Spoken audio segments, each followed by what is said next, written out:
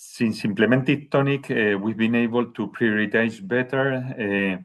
We have now a funnel of vulnerabilities where we have thousands at the beginning of all type of priorities and from all type of sources, infrastructures, applications, APIs, whatever.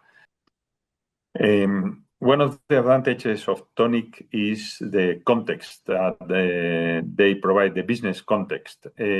So we aggregate different sources, but also we connect to the repository that identifies crown jewels and the relationship between different architecture stacks, no? The infrastructure, the applications, finally the business process and the context.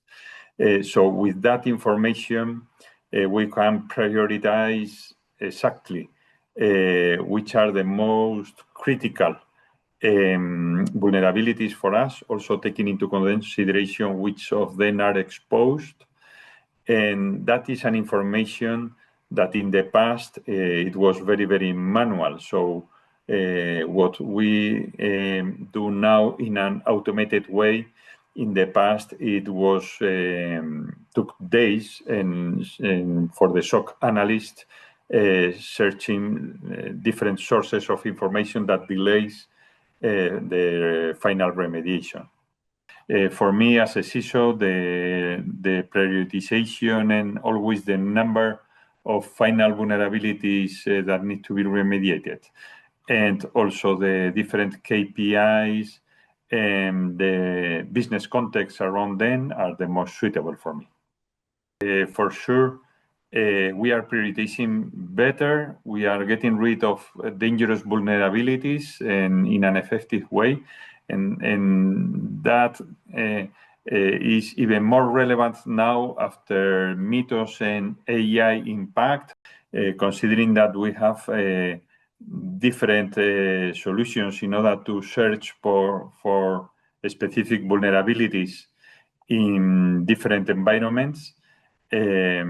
So with the Tonic prioritization and aggregation, we can leverage better the value of also of those solutions. So we prefer to partner with Tonic, and as we found more effectiveness there, both in the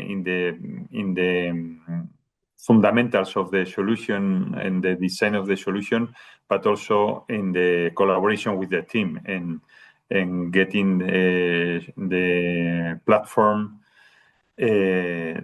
adjusted to our requirements. Tonic, in a few words, is effectiveness in the prioritization of vulnerabilities.